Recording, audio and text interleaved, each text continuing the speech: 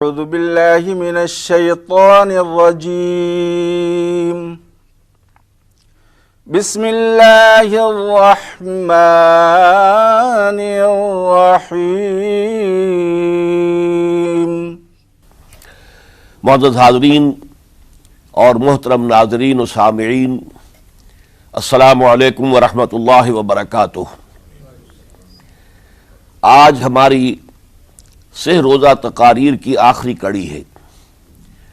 آپ کو یاد ہوگا کہ سب سے پہلے خطاب میں ہم نے قرآن کا فلسفہ شہادت سمجھا، قرآن مجید میں یہ اصطلاح کس معنی میں آئی ہے، اور اس کے ساتھ ہی امت مسلمہ کا فرض منصبی، وَكَذَلِكَ جَعَلْنَاكُمْ أُمَّةً وَسَطًا لِتَكُونُوا شُهَدَاءَ عَلَى النَّاسِ وَيَكُونَ الرَّسُولُ عَلَيْكُمْ شَهِيدًا۔ تو اللہ کے دین کو بالفعل قائم کرنے کے لیے، تاکہ نوع انسانی پر ایک ابدی حجت قائم ہو جائے کہ اللہ کا دین قابل عمل ہے، اسے قائم کیا جا سکتا ہے، اور یہ بہترین سماجی نظام ہے، پولیٹیکو سوشو اکنامک سسٹم اس سے بہتر آج تک چشم فلک نے نہیں دیکھا۔ یہ حجت قائم کرنے کے لیے جن حضرات نے اپنی جانوں کا نذرانہ پیش کر دیا، گویا کہ وہ اللہ کے گواہ قرار پائے، ان کے لیے لفظ شہید استعمال کیا گیا۔ دوسرے لیکچر میں آپ کو یاد ہوگا کہ ہم نے یہ بات سمجھنے کی کوشش کی کہ جب اللہ کا دین جزیرہ نما عرب میں قائم ہو گیا، اور گویا کہ ہم کہہ سکتے ہیں کہ انقلاب محمدی علی صاحب الصلاۃ والسلام کی تکمیل ہو گئی، تو جیسے کہ ہر انقلاب کے ساتھ ہوتا ہے، اس کے بعد کچھ کاؤنٹر ریولوشنری موومنٹ شروع ہوئی۔ چنانچہ سب سے پہلے اندرون ملک عرب جھوٹے نبی کھڑے ہو گئے، نبوت کے جھوٹے دعوے دار، اور بہت سے لوگوں نے حکومت کو زکوٰۃ ادا کرنے سے انکار کر دیا، اور یہ فتنہ اتنا بڑا تھا کہ واقعہ یہ ہے کہ اگر اسے کرش نہ کر دیا جاتا تو انقلاب محمدی علی صاحب الصلاۃ والسلام اسی وقت ناکام ہو جاتا۔ یہ حضرت ابوبکر صدیق رضی اللہ تعالیٰ عنہ کے فضائل کا سب سے درخشاں باب ہے کہ انہوں نے اپنے عزم اور ہمت اور استقلال اور اللہ پر اعتماد، اللہ پر توکل اور بھروسے کے ساتھ ان دونوں فتنوں کو آئرن ہینڈ کے ساتھ کرش کر دیا، اور سال سوا سال ہی میں ان دونوں کاؤنٹر ریولوشنری موومنٹس کو ختم کر کے اس کے بعد انہوں نے جلد ہی اس نظام کا گویا کہ انچارج حضرت عمر رضی اللہ تعالیٰ عنہ کو بنا دیا کہ جو خلیفہ ثانی ہیں۔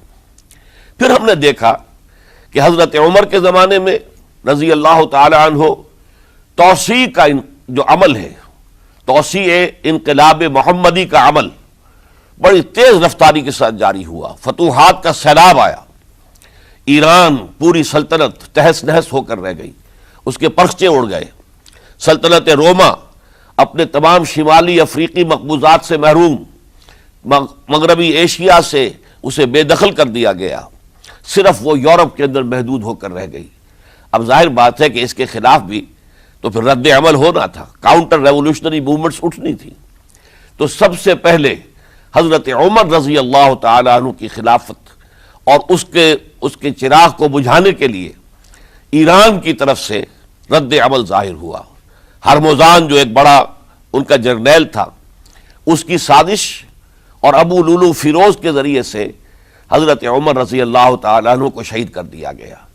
سمجھا یہ گیا تھا کہ یہ ساری عمارت شاید اسی شخصیت کی بل پر کھڑی ہے، لہذا جب میدان سے حضرت عمر ہٹ جائیں گے تو یہ خلافت کی پوری عمارت جو ہے وہ زمیں بوس ہو جائے گی۔ لیکن معلوم ہوا یہ عمارت محمد کی بنائی ہوئی تھی صلی اللہ علیہ وسلم۔ کھنڈر بتا رہے ہیں عمارت عظیم تھی، بڑی عظیم عمارت تھی جو حضور نے تعمیر کی تھی، لہذا حضرت عمر کی شہادت سے کوئی فرق واقع نہیں ہوا۔ حضرت عثمان رضی اللہ تعالیٰ عنہ آ گئے میدان میں، اور میں بتا چکا ہوں آپ کو کہ ان کے دور خلافت کے جو 12 سال ہیں، ان میں سے پہلے 10 سال بالکل حضرت عمر فاروق رضی اللہ تعالیٰ عنہ کی خلافت کے دور کی مثال ہے۔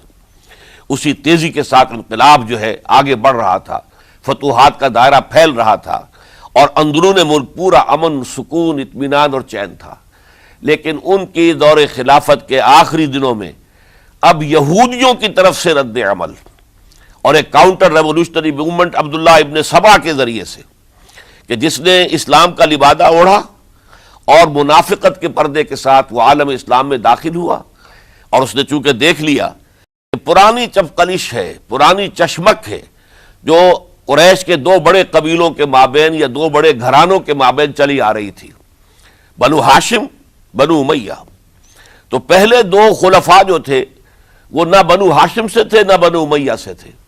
حضرت ابو بکر صدیق بنو تیم سے تھے، حضرت عمر بنی عدی میں سے تھے، لیکن حضرت عثمان اب بنو امیہ میں سے تھے۔ اس کو انہوں نے گویا کہ دکھتی رگ بنا کر پکڑا اور پروپیگنڈا شروع کیا کہ خلافت تو بنو ہاشم کا حق ہے، چونکہ حضور ہاشمی تھے صلی اللہ علیہ وسلم، تو گویا کہ عثمان غاصب ہیں رضی اللہ تعالی عنہ، بلکہ ان سے دونوں پہلو جو تھے حضرت عمر اور حضرت ابو بکر وہ بھی غاصب ہیں۔ اس کے ساتھ ہی فتنے کی مختلف شکلیں انہوں نے شروع کی۔ یہ الفتنۃ الکبریٰ کہلاتا ہے ہماری تاریخ میں، عظیم ترین فتنہ، جس کے نتیجے میں حضرت عثمان رضی اللہ تعالیٰ عنہ شہید ہو گئے۔ اور ان کی شہادت کے بعد اگرچہ خلافت حضرت علی رضی اللہ تعالیٰ عنہ کے ہاتھ میں آئی، لیکن یہ کہ باہمی خانہ جنگی کا وہ سلسلہ شروع ہوا جو حضرت علی کے دور خلافت جو 5 سالوں پر مشتمل ہے، اس کے دوران مسلسل خانہ جنگی رہی۔ ایک طرف شیعان علی تھے، دوسری طرف شیعان عثمان آ گئے، جو حضرت عثمان رضی اللہ تعالیٰ عنہ کے قتل کے قصاص کے مطالبے کو لے کر سامنے آئے۔ جنگ جمل ہوئی، ایک رات میں 10,000 مسلمان شہید ہوئے۔ جنگ صفین میں 74,000 مسلمان شہید ہوئے۔ جنگ نہروان میں پھر 4,000 مسلمان شہید ہوئے۔ یہ شہادتیں جو چل رہی تھی، یہ کس لیے چل رہی تھی کہ جو بھی عمارت خلافت کی قائم ہوئی تھی اب اسے قائم رکھا جائے، اغیار کی طرف سے جو سازشیں ہو رہی ہیں، جو حملے ہو رہے ہیں، اسے ختم کرنے کے لیے ان کا مقابلہ کیا جائے۔ تو یہ اور اس کا یہ دور ختم ہوتا ہے حضرت علی کی شہادت پر رضی اللہ تعالی عنہ۔ اور یہ بات نوٹ کر لیجئے کہ حضرت علی کو شہید کرنے والے وہ خارجی تھے۔ عبد الرحمن ابن ملجم خارجی طبقے سے تعلق رکھتا تھا، جو پہلے حضرت علی کے لشکر میں شامل تھے، لیکن جب حضرت علی نے رضی اللہ تعالی عنہ تحکیم اور ثالثی کی تجویز قبول کر لی تو وہ ناراض ہو گئے کہ اللہ تعالیٰ ہی ہے حاکم اور حکم، ان الحکم الا للہ، یہ انسانوں کو حکم کیوں بنا لیا گیا؟ اور اس میں اتنی شدت اختیار کی کہ وہ علیحدہ ہو گئے، اس لیے انہیں خوارج کہا گیا۔ انہوں نے رائے یہ قائم کر لی جو مسلمان کبھی کوئی گناہ کبیرہ کا ارتکاب کرے گا وہ کافر قرار پائے گا، جب کافر ہوگا تو گویا کہ مرتد ہے تو واجب القتل، اس کا مال، اس کی عزت سب مباح ہے۔ یہ ہمارا سب سے پہلا گمراہ ترین فرقہ تھا۔ انہی میں سے 3 افراد نے بیٹھ کر اسکیم بنائی کہ یہ 3 افراد ایسے ہیں کہ جن کو اگر میدان سے ہٹا دیا جائے تو شاید مسلمانوں کی باہمی خانہ جنگی ختم ہو جائے اور مسلمان پھر کسی ایک خلیفہ پر راضی ہو جائیں۔ اور یہ تینوں کافر ہیں، معاذ اللہ ثم معاذ اللہ۔ حضرت علی کافر ہیں، ان کو قتل کرنے کی ذمہ داری عبد الرحمن ابن ملجم نے لی۔ حضرت معاویہ قاتل ہیں، ان کے لیے کسی اور کو اسائن کیا گیا۔ عمرو بن العاص قاسم ہیں، ان کے لیے کسی اور کو اسائنمنٹ دی گئی۔ ہوا یہ کہ حضرت عمرو بن العاص وہ تو اس روز فجر کی نماز میں آئے نہیں، ان کی جگہ جو امام تھا وہ شہید کر دیا گیا۔ حضرت معاویہ رضی اللہ تعالی عنہ ان پر وار اوچھا پڑا، زخمی تو ہوئے لیکن یہ کہ پھر تندرست ہو گئے۔ حضرت علی رضی اللہ تعالی عنہ پر بہت کاری وار ہوا اور حضرت علی رضی اللہ تعالی عنہ کی شہادت سن 35 ہجری میں ہو گئی۔ یہ جو خلافت راشدہ کا اختتام یا تو سن 35 ہجری میں حضرت علی کی شہادت سے سمجھا جائے گا، یا میری ذاتی رائے ہے کہ نہیں، اس میں حضرت حسن کا دور خلافت بھی شامل ہونا چاہیے۔ حضرت حسن کو کسی نے نامزد نہیں کیا تھا، نہ انہوں نے اپنی امیدواری کے ساتھ اپنے طاقت کے بل پر خلافت حاصل کی تھی، بلکہ حضرت علی سے جب یہ کہا گیا تھا کہ کیا ہم آپ کے بیٹے حسن کے ہاتھ پر بیعت کر لیں، تو انہوں نے فرمایا تھا کہ میں نہ تمہیں روکتا ہوں نہ حکم دیتا ہوں، یہ تمہارا معاملہ ہے، تم جسے مناسب سمجھو اس کے ہاتھ پر بیعت کر لو۔ حضرت حسن رضی اللہ تعالیٰ عنہ نے جن کے ہاتھ پر جو بیعت ہوئی، تو اب معاملہ یہ ہو گیا کہ امیر معاویہ رضی اللہ تعالیٰ عنہ وہ ایک لشکر لے کر شام سے چلے۔ حضرت حسن 50,000 آدمیوں کے ساتھ ادھر سے نکلے لیکن یہ ہے کہ انہیں محسوس ہو گیا تھا کہ میرے ساتھیوں میں ایسا فسادی عنصر بھی موجود ہے جو عبداللہ ابن سبا کے ساتھیوں میں سے، کہ وہ کسی اچھے کام کو پسند نہیں کرتا، لہذا انہوں نے پھر صلح کی پیشکش کی۔ حضرت معاویہ کو پیغام بھیجا کہ میں مصالحت چاہتا ہوں، بتائیے شرائط کیا ہیں۔ حضرت معاویہ نے بلینک پیپر بھیج دیا، سادہ کاغذ، کہ آپ جو شرائط چاہیں اس پر لکھ دیں، وہ مجھے قبول ہوں گے۔ حضرت حسن نے رضی اللہ تعالیٰ عنہ شرائط لکھ دی، حضرت معاویہ نے قبول کر لی، تو حضرت حسن دستبردار ہو گئے خلافت کے دعوے سے، اور اس کے بعد پھر حضرت امیر معاویہ کی خلافت کی بیعت کی گئی۔ اس سے پہلے انہوں نے خلافت کی بیعت نہیں لی تھی۔ یہ ہے سن 41 ہجری، اور اسے عام الجماع کہا جاتا ہے، یعنی یہ اختتام ہے مسلمانوں کی خانہ جنگی کے دور کا۔ پھر جمعیت ایک ہو گئی، پھر عالم اسلام متحد ہو گیا۔ اب پورا کا پورا عالم اسلام حضرت امیر معاویہ کے زیر خلافت تھا۔ اور حضرت امیر معاویہ کون ہیں؟ وہ خود ایک صحابی رسول ہیں، جلیل القدر صحابی رسول ہیں۔ اور آپ کو میں نے کل بھی بتایا تھا کہ حضرت معاویہ رضی اللہ تعالیٰ عنہ کی ایک ہمشیرہ ام حبیبہ رضی اللہ تعالیٰ عنہ حضور کے ازواج مطہرات میں سے ہیں، تو حضور کے گویا کے برادر نسبتی ہوئے۔ جو چند لوگ جو وحی کے لکھنے پر جو کاتبین وحی جو حضور نے مقرر کیے تھے، ان میں سے ایک حضرت معاویہ بھی ہے۔ پھر حضرت معاویہ کے لیے حضور کی دعا ہمیں ملتی ہے، اللہم اجعلہ ہادیا مہدیا، اے اللہ اسے ہادی ہدایت دینے والا بنا دے اور مہدی بنا دے جو ہدایت یافتہ ہو۔ تو یہ ان کی شان ہے۔ اور پھر یہ کہ ان کے زمانے میں جب عالم اسلام متحد ہو گیا، داخلی خلفشار ختم ہو گیا، تو فتوحات کا سلسلہ بھی دوبارہ جاری ہو گیا۔ حضرت علی رضی اللہ تعالیٰ عنہ کے 5 سالہ دور خلافت میں کوئی توسیع نہیں ہو سکی تھی دارالاسلام کی، کوئی مزید علاقے جو ہیں سلطنت اسلامی میں شامل نہیں کیے جا سکے تھے، اس لیے کہ سارا معاملہ تو داخلی خلفشار کا تھا۔ جو خانہ جنگی ہو رہی تھی، ایک دوسرے کی تیروں اور تلواروں اور نیزوں سے 1 لاکھ کے قریب مسلمان ختم ہو گئے تھے، تو اندر سے گویا کہ موشن ٹوٹ گیا اس سیلاب کا۔ تو سیلاب پھر دوبارہ جب امت جمع ہو گئی عام الجماع کے بعد، تو حضرت معاویہ رضی اللہ تعالیٰ عنہ ان کا دور خلافت اب 20 برس ہے۔ اندازہ کیجئے، یہ پورے 20 برس کوئی اندرونی خلفشار نہیں ہوا، کوئی جھگڑا نہیں ہوا، کوئی فساد نہیں ہوا، بلکہ جو فتوحات کا دائرہ تھا شروع ہو گیا۔ مکرار اور سندھ کے علاقے فتح ہوئے، کابل اور یہ افغانستان کا علاقہ فتح ہوا، ترکستان کے علاقوں کے اندر پیش قدمی ہوئی۔ ادھر یہ کہ قیصر سلطنت روما کا اس کے مرکزی شہر قسطنطنیہ پر حملہ کیا گیا، جس کے لیے کہ حضور کی حدیث موجود تھی پیشن گوئی کے طور پر، اول جیش یغزو مدینۃ القیصر مغفورون لہم۔ حضور نے فرمایا تھا کہ جو پہلا لشکر قیصر کے شہر پر حملہ کرے گا تو وہ سب کے سب وہ مغفرت پا جائیں گے، اللہ تعالیٰ ان کی مغفرت فرما دے گا۔ اگرچہ کامیابی نہیں ہوئی، لیکن اس پیشن گوئی کی وجہ سے آپ کو معلوم ہے کہ حضرت ایوب رضی اللہ تعالی عنہ ان کو بھی اس پیشن گوئی کی وجہ سے، حالانکہ 90 برس سے اوپر عمر تھی، لیکن وہ بھی کہا انہوں نے کہ میں بھی اس میں جانا چاہتا ہوں، چنانچہ اس لشکر میں گئے، وہیں فوت ہوئے۔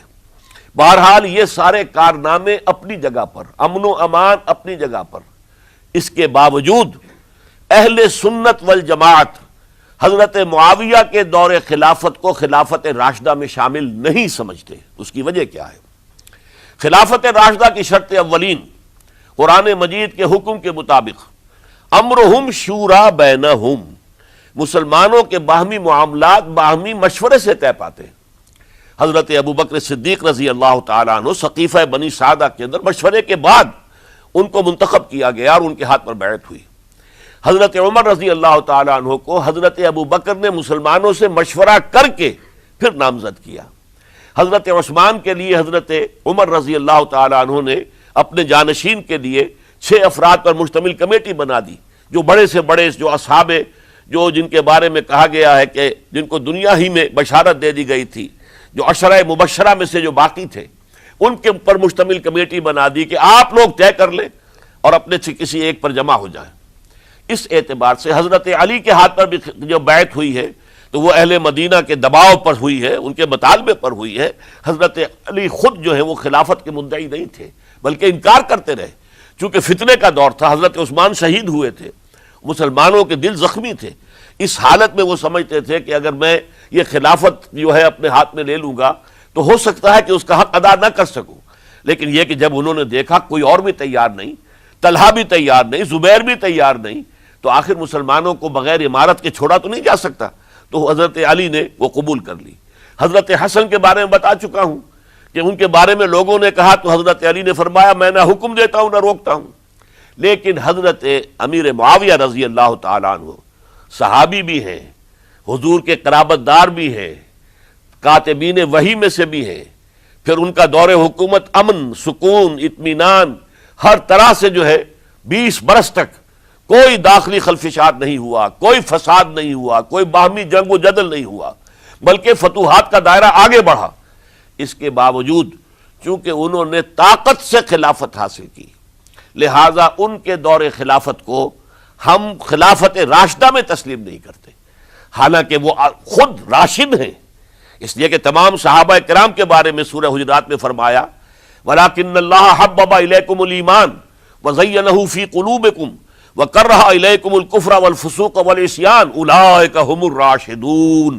تمام صحابہ کرام کی شان یہ ہے کہ اللہ تعالیٰ نے ان کے دلوں میں ایمان کو کھبو دیا ہے، ایمان ان کے دلوں میں رچ گیا ہے، بس گیا ہے، جم گیا ہے، اور کفر سے، فسق سے انہیں تبھی نفرت ہو گئی ہے، اور یہ سب کے سب راشدون ہیں۔ تو تمام صحابہ راشدون ہیں، اس اعتبار سے خود حضرت امیر معاویہ بھی راشدون میں شامل ہیں، لیکن خلفائے راشدین میں شامل نہیں ہیں۔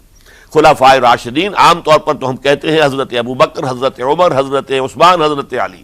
میں نے اپنی ذاتی رائے، حقیر سی رائے عرض کی ہے، اس میں حضرت حسن کا دور بھی شامل ہونا چاہیے 6 مہینے کا، تب وہ 30 برس پورے ہوتے ہیں، جو حدیث میں آیا ہے کہ خلافت جو ہے وہ 30 برس رہے گی، اس کے بعد ملوکیت شروع ہو جائے گی۔ تو ملوکیت کا پہلا قدم یہ تھا کہ حضرت معاویہ نے طاقت سے بزور خلافت حاصل کی، اس لیے ان کو خلیفہ راشد ہم نہیں کہتے۔ البتہ یہ ضرور ہے کہ ان کا دور بہت پرسکون دور تھا۔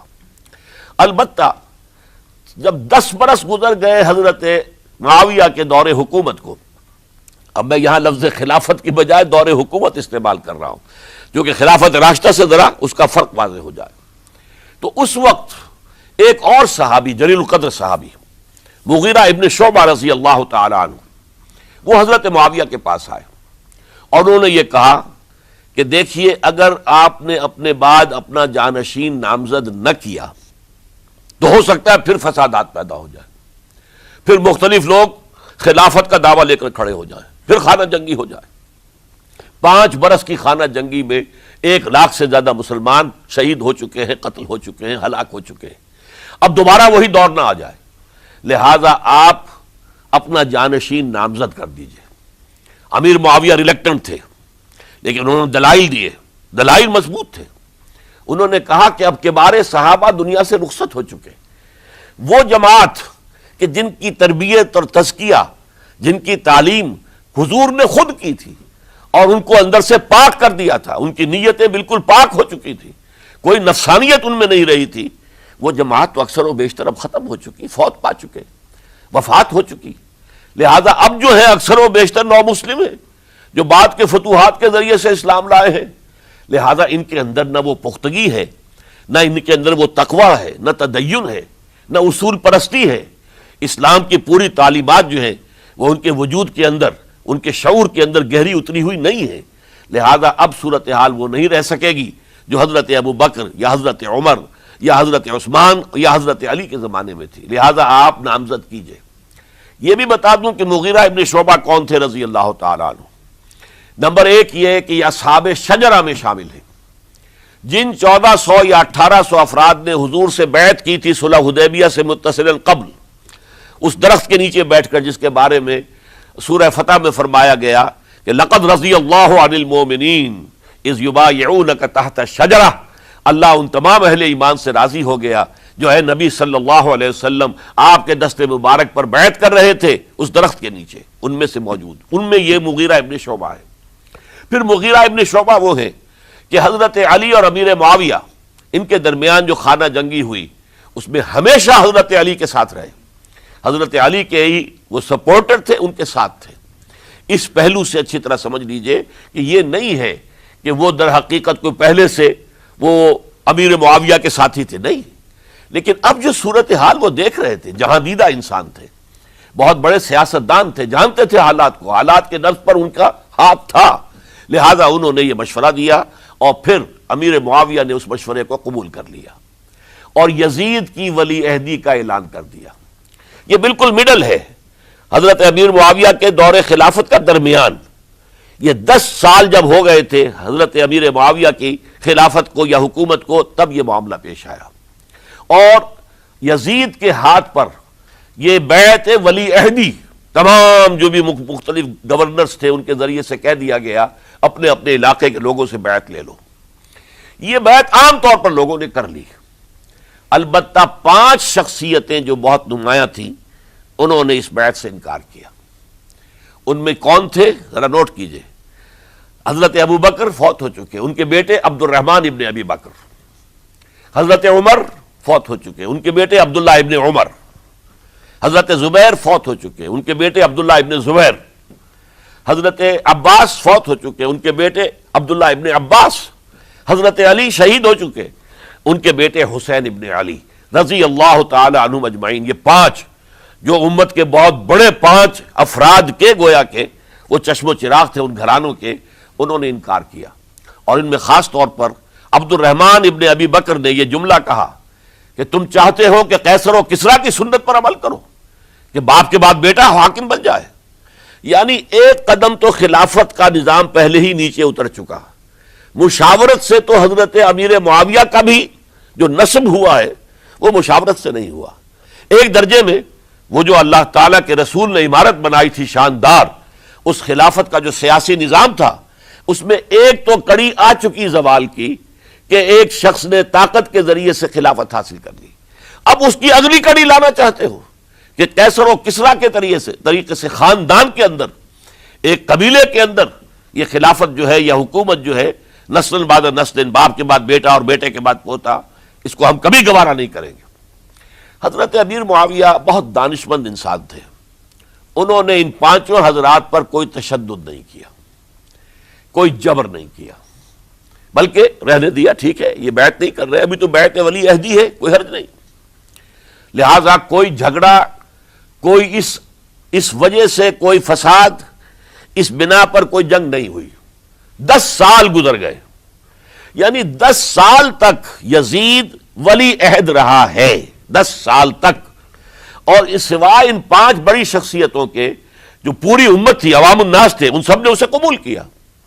یہ صورتحال اب جب پیدا ہوئی جب حضرت امیر معاویہ کا انتقال ہو گیا، یہ سن 60 ہجری ہے، اب سوال پیدا ہوا کہ وہ ولی عہدی کی بیعت اب بیعت خلافت میں منتقل ہو جائے گی، لہذا پھر یہ ہوا کہ سب لوگوں سے، سب گورنروں کو لکھ دیا گیا تمام صوبوں کے اندر کہ اپنے اپنے لوگوں سے بیعت لے لو۔ ظاہر بات ہے کہ وہاں کوئی ریفرنڈم نہیں ہوتا تھا، کوئی ووٹ نہیں ہوتے تھے کہ اس کی پرچیاں ڈالی جا رہی ہوں، ایک ایک شخص سے رائے لینا نہیں ہوتی تھی، بلکہ اس وقت کی جمہوریت یہ تھی اور شورائیت یہ تھی کہ ڈیفرنٹ کلینز ہیں، ڈیفرنٹ فیملیز ہیں، ڈیفرنٹ ٹرائبز ہیں، ان کے سردار، ان کے بڑے لوگ، ان کے اہم لوگ بیعت کر لیں تو گویا کہ سب کی بیعت ہو گئی۔ وہ ایک قبائلی نظام تھا اور اس میں یہ نہیں تھا نظام کے ووٹ بنے ہوئے ہوں اور اس کی پرچیاں ڈالی جا رہی ہوں، تو تمام عالم اسلام نے گویا کہ بیعت قبول کر لی اب یزید کی بحیثیت خلیفہ۔ اب وہ جو 5 آدمی تھے ان میں سے ایک فوت ہو چکے تھے، حضرت عبد الرحمن ابن ابی بکر رضی اللہ تعالی عنہما، دونوں فوت ہو گئے، لیکن باقی 4 رہ گئے۔ ان 4 کو نوٹ کیجئے، اور یہ بڑا سینسٹیو ایشو ہے جس پر میں اب گفتگو کر رہا ہوں۔ ان 4 میں کون ہیں؟ عبداللہ ابن عباس، عمر میں سب سے بڑے وہ ہیں، اور ان کی شان یہ ہے کہ انہیں حبر الامہ کہا گیا ہے، امت کے سب سے بڑے عالم، اور قرآن مجید کے وہ سب سے پہلے مفسر ہیں۔ اصل جو جتنی بھی تفسیری روایات ہمیں ملتی ہیں حضرت عبداللہ ابن عباس کے شاگردوں سے، تابعین سے، لہذا ان کا بہت اونچا مقام ہے۔ حضرت عبداللہ ابن عمر، ان کا مقام بھی آپ کو معلوم ہے، حدیثوں کی کتنی بڑی تعداد ہے جو عبداللہ ابن عمر سے مروی ہے، اور اس کو سلسلۃ الذہب کی پہلی کڑی کہا جاتا ہے۔ روایت حدیث میں جو سنہری زنجیر ہے اس کا آغاز حضرت عبداللہ ابن عمر ہے۔ ایک طرف یہ دونوں ہو گئے، ان دونوں کی رائے کیا ہوئی؟ اگرچہ کام غلط ہوا ہے، یہ اس طریقے سے قیصر و کسریٰ کی روایت پر عمل کرنا غلط ہے، لیکن یہ اتنی بڑی غلطی نہیں ہے کہ اس کی وجہ سے باہمی جنگ و جدال ہو، خوریزی ہو، ایک دوسرے کی گردنیں کاٹی جائیں اور فتنہ و فساد پیدا کر دیا جائے۔ لہذا انہوں نے یزید کی بیعت کر لی۔ دو حضرات رہ گئے، یہ نسبتاً نوجوان ہیں، ان دونوں کی پیدائش ہجرت کے بعد ہوئی ہے۔ ہجرت کے بعد پہلا بچہ جو مہاجرین میں پیدا ہوا ہے وہ عبداللہ ابن زبیر ہے، بلکہ کچھ عرصے تک مہاجرین میں جب کوئی پیدائش نہیں ہوئی تو وہ مکے مدینے کے منافقین نے کہنا شروع کر دیا تھا کہ یہ یہاں کے کمزور ہو گئے، نامرد ہو گئے، ان کی اولاد اب چلے گی نہیں۔ تو عبداللہ ابن زبیر جب پیدا ہوئے، اور آپ کو معلوم ہونا چاہیے وہ حضرت ابوبکر صدیق کے نواسے ہیں، حضرت عائشہ صدیقہ کی ہمشیرہ حضرت اسما کے بیٹے ہیں عبداللہ ابن زبیر، اور زبیر بہت شجاع، بہت ہی بہادر انسان تھے۔ تو عبداللہ ابن زبیر کے اندر بھی وہی کیفیات تھی۔ انہوں نے کہا نہیں، اس غلطی کو ہم برداشت نہیں کریں گے، خورزی ہوتی ہے تو ہو، لیکن ہم اسلامی نظام کو نیچے اترتا ہوا نہیں دیکھ سکتے۔ جیسے کبھی حضرت ابوبکر نے فرمایا تھا ایبدل الدین وانا حی، کیا دین میں ترمیم اور تنسیخ کر دی جائے گی؟ دین کو بدل دیا جائے گا، دین میں تحریف کر دی جائے گی، جبکہ میں ابھی زندہ ہوں، میں جیتے جی یہ نہیں ہونے دوں گا۔ حضرت عبداللہ ابن زبیر کی یہ رائے ہوئی، وی ہیو ٹو چیلنج، ہم مقابلہ کریں گے، ہم اسے پیسیولی قبول نہیں کریں گے۔ انہوں نے بیعت سے انکار کیا اور مدینہ چھوڑ کر مکے جا کر حرم کے اندر پناہ گزین ہو گئے۔ یہی معاملہ حضرت حسین ابن علی رضی اللہ تعالی عنہما کا تھا، وہ بھی نہایت شجاع، نہایت جری، نہایت بہادر۔ انہوں نے بھی کہا کہ یہ غلط قیصر و کسریٰ کی روایت جو شروع ہو رہی ہے اسے ہم نے ریزسٹ کرنا ہے اور اسے ہم آگے نہیں چلنے دیں گے۔ ان پر بھی جب دباؤ ڈالا گیا کہ بیعت کرو تو وہ کچھ وقت مان کر، کہ دیکھیے میں ایسا شخص نہیں ہوں کہ تنہائی میں علیحدہ کمرے میں بیٹھ کر بیعت کروں، جب عمومی بیعت لوگے تم سب سے تو میں بھی آ جاؤں گا، اس وقت لوگ فیصلہ کریں گے۔ تو بس اس وجہ سے پھر وہ گورنر جو تھا اس وقت مدینے کا، اس سے اجازت لے کر آ گئے اور راتوں رات وہاں سے نکل کر وہ بھی مکے پہنچ گئے۔ تو اب یہ چار جو ہیں دو گروہوں میں تقسیم ہو گئے، 2+2۔ دو کی رائے یہ ہوئی کہ بات غلط ہے، لیکن اس کی بنا پر خونریزی، جنگ و جدال، جنگ آپس میں خونریزی کرنا یہ صحیح نہیں ہے، بلکہ مصلحت اس میں ہے کہ اس کو قبول کر لیا جائے۔ پھر اللہ تعالیٰ کو بہتر حالات پیدا کرے گا اس کے ذریعے سے، تعلیم کے ذریعے، تلقین کے ذریعے سے، جیسے نبی اکرم صلی اللہ علیہ وسلم نے اتنا عظیم انقلاب برپا کیا تھا۔ ہم کوشش کریں گے کہ نظام حکومت کی اصلاح ہو جائے، لیکن اس وقت اگر ہم اڑ گئے تو پھر گویا کہ خونریزی اور فساد اور باہمی جو جنگ ہے وہ شروع ہو جائے گی۔ اور دو حضرات کی رائے ہوئی کہ نہیں، ہمیں ہر صورت میں ریزسٹ کرنا ہے، خونریزی ہوتی ہے تو ہو، ہمیں جانے دینی پڑتی ہے تو دیں گے، ہم شہادت قبول کریں گے، لیکن اس غلطی کو قبول نہیں کر سکتے۔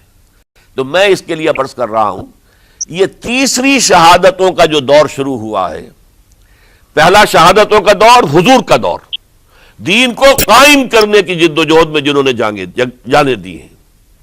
دوسرا دور اس دین کے خلاف جو کاؤنٹر ریولوشنری موومنٹس آئی ہیں ان کو رفع کرنے کے لیے جانے دینا۔ ہزاروں صحابہ کی جانیں اس میں بھی گئی ہیں، مسیلمہ ابن کذاب ہو یا مانعین زکوٰۃ ہو، ان کے خلاف جو جہاد ہوا۔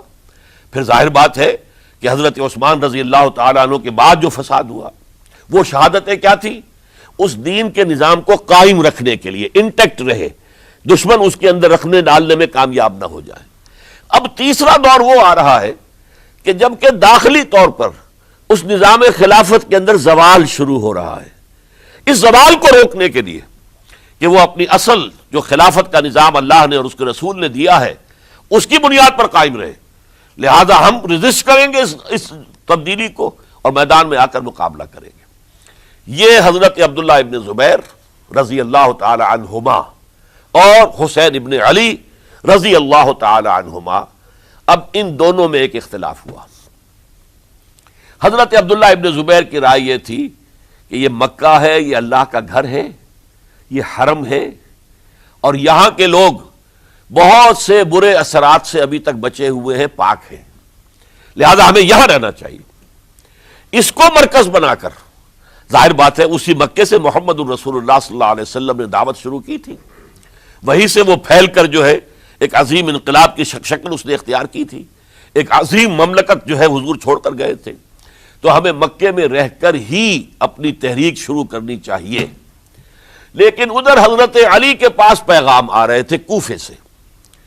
کوفہ چونکہ حضرت حسین کے پاس پیغام آ رہے تھے کوفے سے، چونکہ کوفے کو حضرت علی نے دار الخلافہ بنا لیا تھا، اور وہاں سمجھا جاتا تھا کہ حضرت علی کے ہمدرد اور حضرت شیعان علی جنہیں ہم کہیں، ان کے ساتھی ہم خیال یہ لوگ ہیں کثرت کے ساتھ، اور وہاں سے اب خطوط کا تانتا شروع ہو گیا، آپ یہاں آئیے، ہم بےتاب ہیں، آپ کا استقبال کریں گے، آپ کے ہاتھ پر بیعت کریں گے، تاکہ یہ جو قیصر و کسریٰ کی سنت شروع ہو رہی ہے اس کو روکا جا سکے۔ وہ تانتا بندھا ہوا ہے خطوط کا۔ تو حضرت حسین رضی اللہ تعالیٰ عنہ نے فیصلہ کر لیا کہ میں کوفے جاؤں گا۔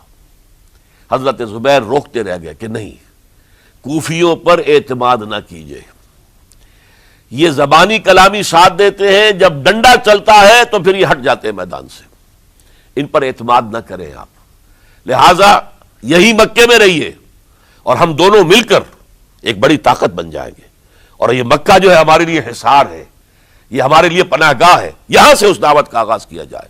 اب یہ افسوس ہے اسے اللہ کی مشیت سمجھا جائے، اللہ کی مرضی ہے، جو کچھ ہوتا ہے وہ تو بے اذن رب ہوتا ہے، اللہ اپنی مصلحتوں سے ہم سے زیادہ واقف ہے، ہم تو نہیں سمجھ سکتے۔ حضرت حسین نے فیصلہ کیا اور ڈٹ گئے اس فیصلے پر کہ میں کوفے جاؤں گا۔ اب یہ بھی بات قرآن مجید میں آیا ہے، حضور سے خطاب کر کے فرمایا گیا فَإِذَا عَزَمْتَ فَتَوَكَّلْ عَلَى اللَّهِ، جب ایک مرتبہ آپ ایک ارادہ کر لیں تو پھر اللہ پر توکل کیجئے، پھر یہ نہیں کہ کبھی آگے کبھی پیچھے جاؤں یا نہ جاؤں، یہ نہیں، یہ تردد یہ نہیں، بلکہ یہ کہ ایک فیصلہ کر کے ڈٹ جائیے، اس لیے کہ جو بھی نتیجہ ہے وہ تو اللہ کے ہاتھ میں ہے، لہذا اللہ پر توکل کیجئے۔ فَإِذَا عَزَمْتَ فَتَوَكَّلْ عَلَى اللَّهِ، لہذا سب نے سمجھایا حضرت حسین کو کہ آپ کوفے نہ جائیں۔ سمجھانے والوں میں حضرت عمر بھی تھے رضی اللہ، حضرت عبداللہ ابن عمر بھی تھے رضی اللہ تعالی عنہ، اگرچہ کوئی قرابت داری جو ہے قریبی نہیں تھی، لیکن بہرحال امت کی ایک شخصیت، عظیم شخصیت تھے۔ سمجھانے میں سب سے زیادہ زور صرف کیا ہے حضرت عبداللہ ابن عباس نے رضی اللہ تعالی عنہما۔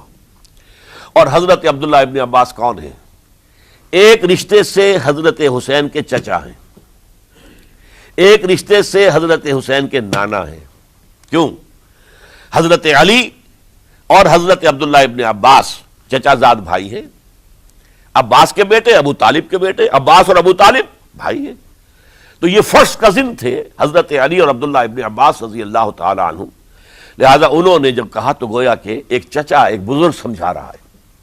اور دوسرے رشتے سے حضور نانا تھے حضرت حسین کے، اور حضور بھی کزن تھے حضرت عبداللہ ابن عباس کے، چچا زاد بھائی ہیں۔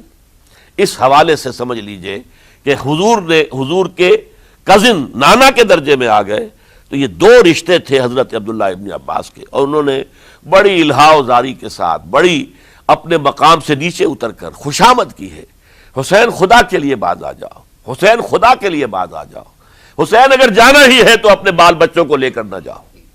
جس طریقے سے تمہارے باپ حضرت علی رضی اللہ تعالیٰ عنہ کو کوفہ کے اندر ذبح کر دیا گیا، کہیں ایسا نہ ہو کہ تمہیں بھی تمہارے بال بچوں کے سامنے ذبح کر دیا جائے، باز آ جاؤ۔ لیکن حضرت حسین اب اللہ کی طرف سے ان کے دل میں ایک ارادہ پختہ ہو چکا تھا، اور انہوں نے حضرت مسلم بن عقیل کو بھیجا تھا کہ جاؤ میری طرف سے کوفے والوں سے بیعت لے اور پھر مجھے اطلاع دو۔ وہ گئے، وہاں 12,000 افراد نے بیعت کر لی۔ اب ان کا خط آ گیا کہ یہاں تو فضا بالکل ہموار ہے، اتنے لوگوں نے بیعت کی ہے، باقی بھی جیسے ہی آپ سامنے آ جائیں گے سب بیعت کر لیں گے، لہذا یہاں پر وہ ریزسٹنس کے لیے گویا کہ ہمارے پاس طاقت اس کوفے کے اندر بہت مضبوط طاقت ہوگی کہ ہم یزید کی حکومت کے خلاف ریزسٹ کر سکیں۔ اس کے بعد ہوا کیا؟ یزید نے عبید اللہ ابن زیاد کو گورنر بنا کر بھیج دیا۔ یہ شخص تھا بہت ڈنڈا چلانے والا، اس نے سختیاں شروع کی تو بہت سے لوگ اس بیعت سے تائب ہو گئے، لیکن مسلم بن عقیل وہ میدان میں آئے اور ان کے ساتھ ہزاروں آدمی آ گئے جنہوں نے بیعت کی تھی، ابھی تک بیعت پر قائم تھے، اور انہوں نے گورنر کے گھر کا گھیراؤ کر لیا۔ گورنر کے ساتھ 30-40 آدمی تھے کل، وہ چھتوں پر چڑھ گئے، وہاں سے پتھراؤ کیا، اور وہاں سے جو 30-40 آدمی کوفے کے تھے ان سے کہا تم اپنے اپنے لوگوں کو کہو کہ چلے جائیں واپس یہاں سے۔ انہوں نے اوپر سے کہنا شروع کیا، ڈرایا، بہت خوفناک نتیجہ نکلے گا، اب عبید اللہ ابن زیاد تم سب کو ہلاک کر دے گا۔ ایک ایک کر کے بھیڑ چھٹتی چلی گئی اور صرف چند افراد رہ گئے، اور اس کے نتیجے میں حضرت مسلم بن عقیل شہید کر دیے گئے، بلکہ ایک شخص حامی نے انہیں پناہ دی تھی کوفے میں، ان کو بھی قتل کر دیا گیا، شہید کر دیا گیا۔ اس پر یہ ہے کہ انہوں نے ایک شخص کے ذریعے سے پیغام دیا قتل کیے جانے سے پہلے کہ دیکھو میرا تو وقت آ گیا ہے، میں تو اب قتل ہو جاؤں گا، شہید کر دیا جاؤں گا، تو میرا پیغام حسین تک پہنچا دو رضی اللہ تعالی عنہ کہ یہاں یہ بغاوت ہو گئی۔ لوگوں نے، کوفیوں نے، الکوفی لا یوفی، کوفی جو ہے وہ پورا نہیں کرتا اپنے عہد کو اور وفا کو، اس کا ایک ثبوت ہمیں مل گیا ہے، یہ سب کے سب منحرف ہو گئے بیعت سے، آپ جہاں تک آ گئے وہاں سے واپس چلے جائیے۔ جب حضرت حسین کے پاس یہ پیغام پہنچا اور انہوں نے ارادہ کیا کہ ٹھیک ہے یہ تو حالات بدل گئے، لہذا واپس چلنا چاہیے، شاید عبداللہ ابن زبیر کی رائے ہی صحیح ہے، ہمیں مکے ہی میں بیٹھ کر کام کرنا چاہیے، لیکن اب جو ہے عرب کا ایک خاص مزاج ہے۔ حضرت مسلم بن عقیل کے بیٹے آڑے آ گئے، اب ہم اپنے باپ کے خون کا قصاص لیے بغیر نہیں جائیں گے، اور حضرت حسین رضی اللہ تعالیٰ عنہ بامروت انسان، شریف النفس انسان، کیسے ممکن تھا غیرت مند غیور انسان وہ کیسے ان کی بات کو رد کر دیتا؟ لہذا اچھا چلو چلتے ہیں کوفے کی طرف، آگے بڑھتے چلے گئے، کربلا میں پہنچ گئے، جو کچھ وہاں ہوا ہے پھر آپ کو معلوم ہے۔ اس میں یہ بات ہے پہلے 1000 کا لشکر بھیجا تھا عبید اللہ ابن زیاد نے، اس پر حضرت حسین رضی اللہ تعالیٰ عنہ نے جو باتیں کہیں وہ کچھ اثر انداز ہو گئی۔ ان کا افسر جو تھا حر بن یزید تمیمی، وہ بعد میں حضرت حسین کا حامی ہو گیا، اور حضرت حسین کے ساتھ ہی اس کو بھی شہادت نصیب ہوئی۔ پھر دوسرے کو بھیجا عمرو ابن سعد، عمرو ابن سعد بھی ایک بڑی عظیم شخصیت کا بیٹا تھا، حضرت سعد ابن ابی وقاص جو فاتح ایران تھے، اور جن کو غزوہ احد کے موقع پر حضور نے فرمایا تھا کہ اے سعد تیر چلاؤ، میرے ماں باپ تم پر قربان ہوں، جبکہ احد میں گھیراؤ کر لیا تھا حضور کا اور کفار قتل کرنے کے لیے ہجوم کر رہے تھے، اور کچھ حضرات تیر چلا چلا کے انہیں پھینک رہے تھے، دور جو ہے ہٹا رہے تھے، ان میں سے حضرت سعد ابن ابی وقاص بھی تھے۔ پھر وہ فاتح ایران تھے، اسی لیے گورنر بن گئے تھے ایران کے۔ سعد جو ہے ان کا بیٹے، یہ عمرو جو ہے یہ اب ایک بڑے صوبے کا گورنر بھی تھا، اس وقت 4000 آدمی دے کر بھیجا، وہ بھی نرمی کرتا رہا، اس نے کوئی تشدد نہیں کیا، اس کے اندر بہرحال اپنے عظیم باپ کے خون کا کچھ اثر تھا۔ لیکن یہ کہ پھر ابن زیاد کو اطلاع مل گئی کہ عمرو ابن سعد جو ہے وہ تو لے تو لال کر رہا ہے، حملہ نہیں کر رہا، قتل نہیں کر رہا، بلکہ یہ کہ وہ تو اس راستہ بھی دینے کے لیے تیار ہے کہ نہ مدینے کی طرف جائیے اور نہ آپ مکے کی طرف جائیے، نہ کوفے کی طرف جائیے، بلکہ آپ چاہے تو دمشق چلے جائیں، یزید سے اپنا معاملہ کر لیں۔ اس پر ابن زیاد نے پھر وہاں سے خط لکھا ہے، میں نے تمہیں اس کام کے لیے بھیجا تھا، میں نے تمہیں حکم دیا تھا حسین سے میری بیعت لو، یعنی میری بیعت کے ذریعے یزید کی بیعت لو، اور اسے پکڑ کر لا کر میرے سامنے پیش کرو۔ لہذا پھر اس نے ایک بہت خونخوار شخص کو زیادہ فوج دے کر بھیجا ہے، اور وہ جو ہے اس نے آ کر جو ہے شمر نے پھر اس نے فیصلہ کن معاملہ کیا۔ حضرت حسین رضی اللہ تعالیٰ عنہ نے ان دنوں میں جو وہاں گزرے ہیں، جتنے بھی کوفی آئے ہوئے تھے نا، اکثر و بیشتر تو کوفے کے لوگ تھے، ان سے کہا کہ میں خود نہیں آیا، تم نے مجھے بلایا تھا، اے فلاں ابن فلاں کیا تم نے مجھے خط نہیں لکھا تھا کہ آؤ؟ اے فلاں ابن فلاں کیا تم نے مجھے پیغام نہیں بھیجا تھا کہ یہاں تشریف لائیے؟ اور دیکھو میرے پاس تمہارے خطوط موجود ہیں۔ وہ ایک تھیلا جس میں کہ خطوط ہے وہ بھی لا کے میدان میں رکھ دیا۔ یہ حضرت حسین رضی اللہ تعالیٰ عنہ کی شرافت اور اپنی صاف دلی، کوئی اس کے اندر عیاری نہیں تھی ان کے اندر، معاذ اللہ ثم معاذ اللہ، لیکن یہ کہ اس کا نتیجہ اچھا نہیں نکلا. نتیجہ کیا نکلا؟ اب انہیں پتا چل گیا کوفیوں کو اگر اب حسین زندہ دمشق پہنچ گئے یزید کے پاس تو یہ ہم سب کا بھاڑا پھوڑ دیں گے، ہماری شامت آ جائے گی، لہذا اب تو کسی صورت انہیں زندہ نہیں رہنے دینا. یہ ایک بڑا اہم واقعہ، نوٹ کر لیجئے اس کو. اس لیے کہ حضرت حسین نے ایک ایک کا نام لے کر اے فلاں ابن فلاں، اے فلاں ابن فلاں، اے فلاں ابن فلاں، کیا تم نے خط نہیں لکھا تھا؟ کیا تمہارا پیغام نہیں تھا؟ اب انہوں نے دیکھا کہ یہ بھانڈا اگر یزید کے ہاں جا کر پھوڑ دیا گیا تو پھر ہماری خیر نہیں ہوگی. یہی وجہ ہے حضرت حسین کو شہید کرنے کے بعد، یہ نوٹ کر لیجئے، 72 آدمی تھے کل، جس کو کہہ لیں لشکر حضرت حسین کا رضی اللہ تعالیٰ عنہ. ان میں سے 20 خاندان بنی ہاشم کے چشم و چراغ تھے. وہ بڑی بہادری سے لڑے ہیں، بڑی بہادری سے لڑے، ایک ایک نے لڑ کر جان دی ہے، بہت سو کو مارا ہے. یقاتلون فی سبیل اللہ فیقتلون ویقتلون، قتل کر بھی رہے تھے، قتل ہو بھی رہے تھے، ایک ایک کر کے قتل ہو رہے تھے، شہید ہو رہے تھے. 20 جو ہے خاندان بنی ہاشم میں سے شہید ہوئے ہیں. حضرت حسین رضی اللہ تعالیٰ عنہ کا ایک بہت ہی انفنٹ چھوٹا بچہ وہ بھی شہید ہوا ہے. باقی سب مرد، تمام مرد، سوائے ایک حضرت حسین کے بیٹے حضرت علی بن حسین زین العابدین کہلائے بعد میں، وہ بیمار تھے، وہ جنگ میں حصہ نہیں لے سکتے تھے، وہ بچ گئے صرف. اچھا، حضرت حسین شہید ہو گئے. یہ ہے 10 محرم الحرام سن 61 ہجری. کیا مطلب ہے؟ حضور کے انتقال کے ٹھیک 50 برس بعد، سن 11 ہجری میں حضور کا انتقال، اور سن 61 ہجری میں حضور کے نواسے اور جن کے بارے میں حضور نے فرمایا سیدہ شباب اہل الجنہ، حضرت حسین شہید کر دیے گئے. اور اس کے بعد اس لشکر نے خیموں کو آگ لگا دی. یہاں نکتہ سمجھ لیجئے، آگ کیوں لگائی؟ انہیں معلوم تھا ہمارے خلاف ڈاکومنٹری پروف موجود ہے وہاں پر، وہ ہمارے خطوط کے تھیلے وہاں موجود ہیں، اگر وہ باقی رہ گئے تو ہماری شامت آ جائے گی، ہمیں کون بچائے گا؟ ورنہ ظاہر بات ہے کہ اگر تو وہ دشمنی کے انداز میں بات ہوتی تو خواتین کی بھی بے حرمتی کی گئی ہوتی، لیکن نہیں، کسی نے، ظاہر بات ہے کہ خانوادہ نبوت کہ کسی خاتون کی بے حرمتی نہیں کی، قطعاً نہیں کی، قطعاً نہیں کی، قطعاً نہیں کی.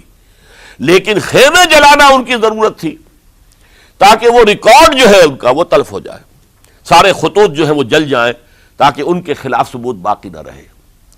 یہ عظیم سانحہ کربلا ہے.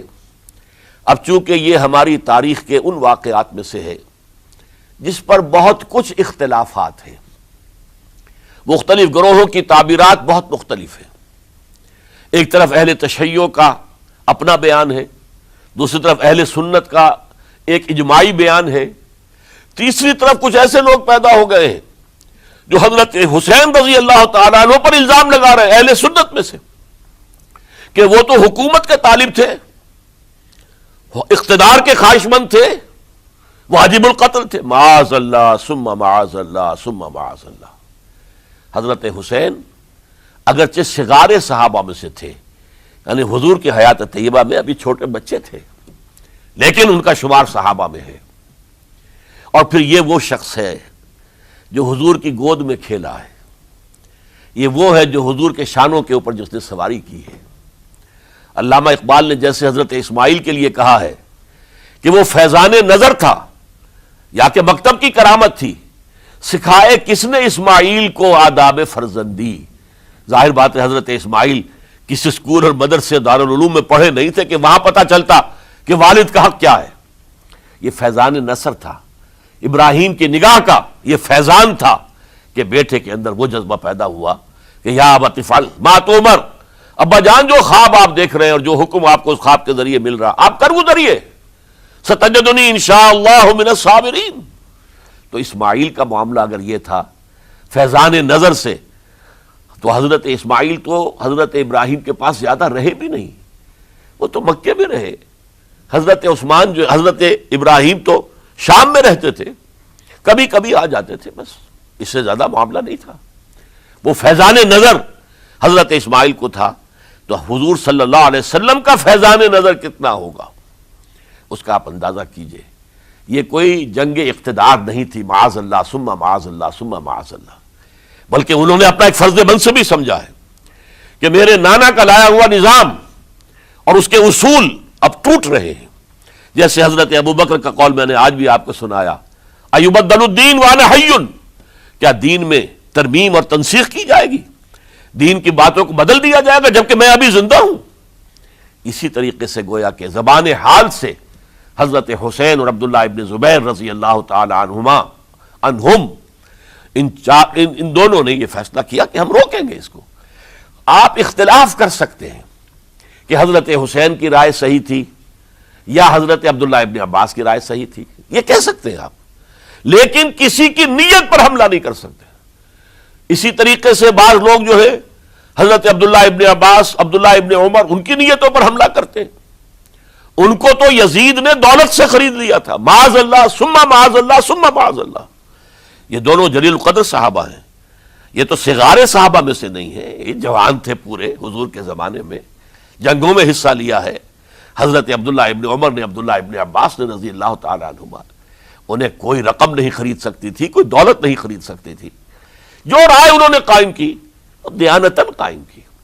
اور ہمارے ہاں اصول یہ ہے کہ جب کوئی نئی صورتحال پیدا ہو جائے اور اجتہاد کی ضرورت پیش آ جائے اور پوری کوشش کر کے مجتہد اجتہاد کر رہا ہے، تو اگر اسے غلطی بھی ہو جائے، مجتہد مخطی خطا کار، اس کو بھی اکیرا ثواب ملتا ہے، اور مجتہد مصیب وہ مجتہد کے جس کی رائے صحیح، جس کا فیصلہ صحیح، اسے دوہرا ثواب ملتا ہے.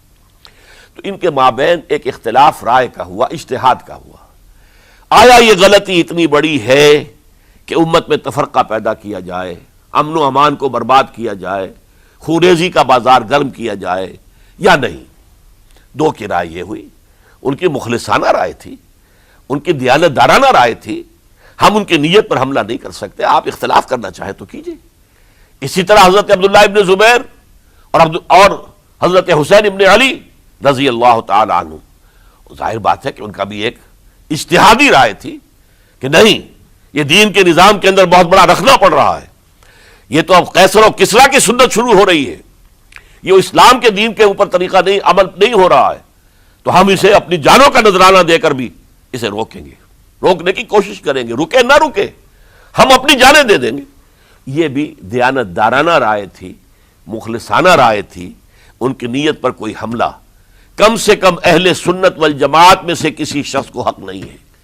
اس لیے کہ اہل سنت والجماعت کا کہنا یہ ہے، الصحابۃ کلہم عدول، صحابہ جتنے بھی ہیں وہ سب کے سب عدول ہیں، ان میں بدنیتی نہیں آ سکتی، خطا ہو سکتی ہے.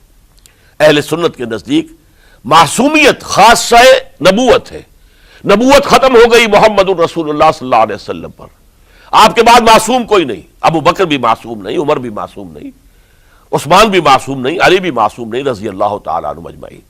تو معصوم کون ہوگا؟ عبداللہ ابن عباس بھی معصوم نہیں، عبداللہ ابن زبیر بھی جو ہے معصوم نہیں، حسین ابن علی بھی معصوم نہیں، اسی طریقے سے عبداللہ ابن عمر، عبداللہ ابن زبیر، کوئی معصوم نہیں. انہوں نے اپنی رائے قائم کی ہے، اس پر عمل کیا ہے دیانت دارانہ سنسیریٹی کے ساتھ، اور ان کے لیے اللہ تعالیٰ کے ہاں ہر طرح کا اجر و ثواب ہے، سب کے لیے. حضرت عبداللہ ابن زبیر کی رائے اس اعتبار سے بہتر ثابت ہوئی، انہوں نے مکے میں پھر حکومت قائم کی، 9 برس تک ان کی حکومت قائم رہی. بنو امیہ ختم نہیں کر سکے اسے. سن 73 میں جا کر ان کی شہادت ہوئی ہے. اور ایک مرحلہ تو وہ بھی آیا تھا کہ شام اور مصر کی دونوں صوبے جو ہیں وہ بھی ان کے تحت آ گئے تھے.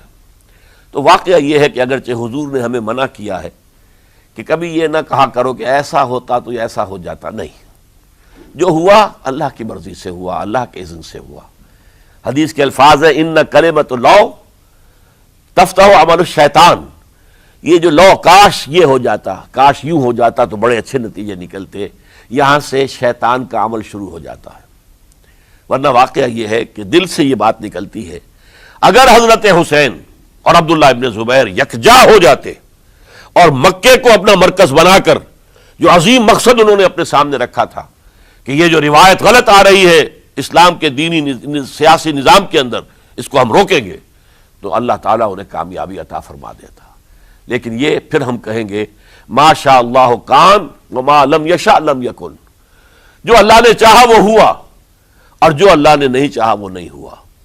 حضرت حسین کو وہ عظیم شہادت اللہ نے دینی تھی، وہ اونچا مقام عطا کرنا تھا، اور پھر ان کی عظیمت، ان کا صبر، ان کا ثبات، ان کا استقلال، معلوم ہوا کہ اللہ تعالیٰ نے انسانوں کے اندر کتنی کچھ طاقت رکھی ہوئی ہے اور کتنی کچھ صلاحیتیں اللہ نے ودیعت کی ہیں. وہ جس طرح ڈٹے رہے، کھڑے رہے، واقعہ یہ ہے کہ وہ بھی نوع انسانی کے لیے ہمیشہ